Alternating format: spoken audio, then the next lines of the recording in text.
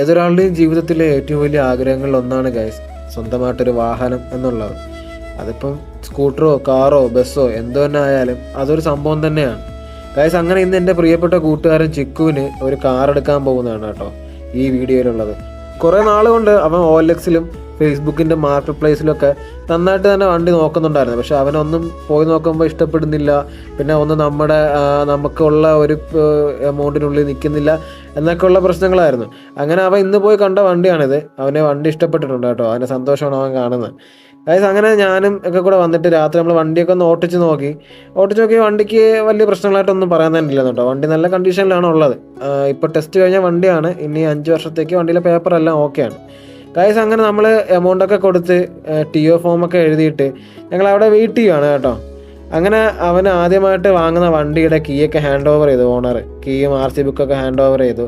ഞങ്ങൾ ഇനി അവിടെ നിന്ന് നേരെ വണ്ടി എടുത്ത് തിരിച്ച് വീട്ടിലേക്കാണ്. ഞാൻ അങ്ങനെ പുറത്തോട്ട് ഇറങ്ങിയപ്പോഴാണ് അവരെ ഗരാജിൽ വേറൊരു ബുള്ളറ്റ് ഇരിക്കുന്നുണ്ട്. ഇത് 2005 മോഡൽ ബുള്ളറ്റാണ് കേട്ടോ ഗൈസ്. അങ്ങനെ ഞങ്ങൾ അവിടെ നിന്ന് നേരെ പെട്രോൾ പമ്പിലേക്കാണ് പോയത്. വണ്ടിക്ക് പെട്രോൾ കുറവായിരുന്നു, അപ്പോൾ പെട്രോൾ അടിക്കാനാണ് ഗൈസ് പോയത്.